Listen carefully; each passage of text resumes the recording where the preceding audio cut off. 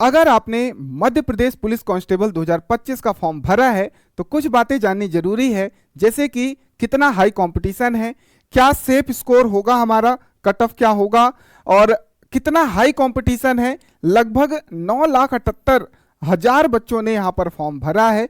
एक पेपर की कटिंग से समझेंगे, यहां पर आपका ये पेपर की कटिंग से आपको क्लियर आउट समझ में आएगा कि कंपटीशन कितना हाई है, क्योंकि यहां पर कुल बच्चों की जो संख्या है 9,78,000 दावेदार आप ये देख पा रहे हो पुलिस कांस्टेबल भर्ती, जिसमें आपके 7,500 पदों पर ये पूरी की पूरी वैकेंसी आई है, जिसका एग्जाम आगे बढ़ने की बजाय उसी समय आपका पेपर हो रहा है जो तारीख तय की गई थी। तो बिल्कुल निश्चिंत होकर के आप 30 अक्टूबर से आपका पेपर 15 दिसंबर के बीच होगा, तो निश्चिंत होकर के आप ये पेपर दीजिए, बढ़िया लास्ट मोमेंट पर रिवीजन करिए और थोड़ा सा सेफ स्कोर ध्यान में रखते हुए टारगेट करिए, अंतिम समय में अपनी पूरी ताकत लगा दीजिए। अगर मैं बात करूं यहां पर 87-13 का जो मामला है, तो उसमें 6,525 स्टूडेंट्स के लिए सिलेक्शन लिस्ट बनेगी। क्यों? क्योंकि ये 87% बच्चे होंगे जिनको फाइनल सिलेक्शन मिलेगा। बाकी 13% जो बच्चे होंगे वो 87-13 का जो मामला है, कोर्ट केस जो चल रहा है आरक्षण का मामला, वो जब तक नहीं सुलझेगा तब तक ये अटका रहेगा। तो उस 13% में लगभग 975 बच्चे आएंगे, तो 13% बच्चे जो हैं वो होल्ड कर दिए जाएंगे। सिलेक्शन लिस्ट जो निकलेगी वो 7,500 में से 6,525 बच्चों की निकलेगी, ये आपका हिस्सेदारी होगा। वहीं पर अगर बात करूं कि 13% में ये ठीक, एससी के जो बच्चे हैं उनको 16% की यहाँ पर आरक्षण का यहाँ पर मिला हुआ है एमपी में, तो 1200 बच्चों का यहाँ पर क्या होगा, सिलेक्शन एससी से क्लियर आरक्षण से होगा। और एसटी के जो बच्चे हैं उसमें 20% आरक्षण, दैट मीन्स 1500 बच्चों का सीधे यहाँ पर सिलेक्शन होगा एसटी कैटेगरी में। ईडब्ल्यूएस की अगर बात करते हैं तो 10% बच्चे, यानी कि 750 पद यहाँ पर सीधे आप लोगों को मिलेगा। बाकी सब जनरल कैटेगरी में आएंगे, कोई इशू नहीं है।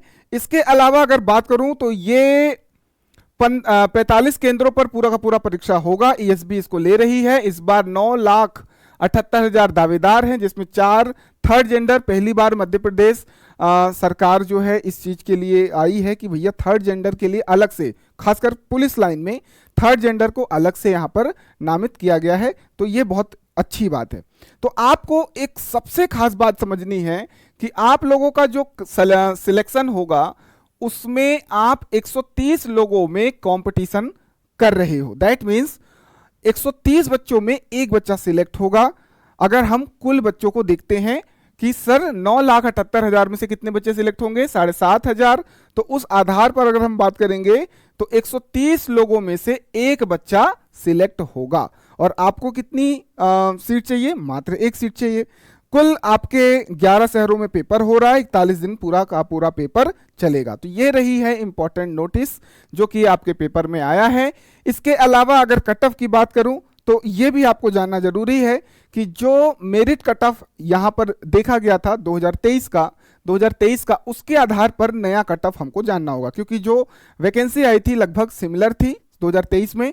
वहां पर जो मेरिट आया था जनरल मेल का, तो वो 157.87 था। दैट मीन्स आपको थोड़ा सेफ साइड लेकर के चलना पड़ेगा, 2-3 मार्क्स आपको यहां पर बढ़ा करके चलना पड़ेगा। तो 158 से लेकर के 160 तक आप टारगेट करो, ये आपको टारगेट करना पड़ेगा अगर आप जनरल में हो।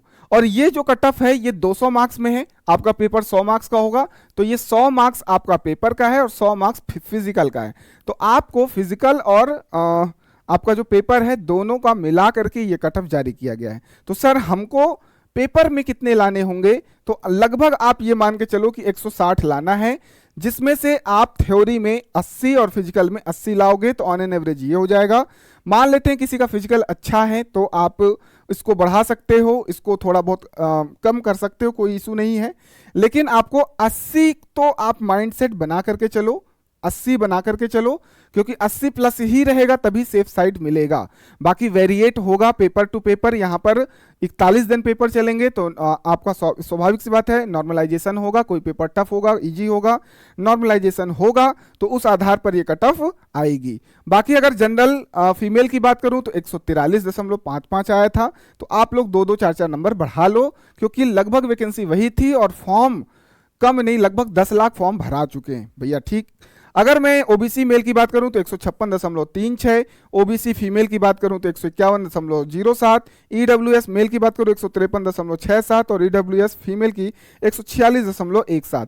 इसमें 2-2 नंबर आप लोग अपनी अपनी कैटेगरी के आधार पर बढ़ा लो। ये वेटिंग कट ऑफ था, थोड़ा थोड़ा कम है कि अगर कोई मान लो सिलेक्शन के बाद अपनी पोस्ट पर जाता नहीं है तो उसमें जो वेटिंग लगी रहेगी वो वहां पर पद को प्राप्त करेगा। इसी तरीके से अन्य जो भी कैटेगरी हैं, जैसे कि एससी मेल में 148.38, एससी में फीमेल की बात करें 137.48, एसटी मेल की बात करें 144.17 और एसटी फीमेल का 141.48। तो सब में आप 2-2 4-4 नंबर बढ़ा लो और उस आधार पर अपना टारगेट दिमाग में रखो कि भैया इतना लाना है और पेपर देते समय हमको इतने कम से कम लाने होंगे, 80 प्लस एनी हाउ लाना होगा, ये माइंडसेट बना लो, ठीक है। बाकी कैटेगरी के हिसाब से थोड़ा बहुत कम कर लेना। तो ये महत्वपूर्ण वीडियो आपके बहुत काम आने वाला है। एक टारगेट डिसाइड करिए अपने अपने कैटेगरी के हिसाब से, बाकी सेफर साइड माइंडसेट बना करके चलिए, 80 प्लस लाना है और उसी तरीके से अंतिम समय में बढ़िया रिवीजन करिए।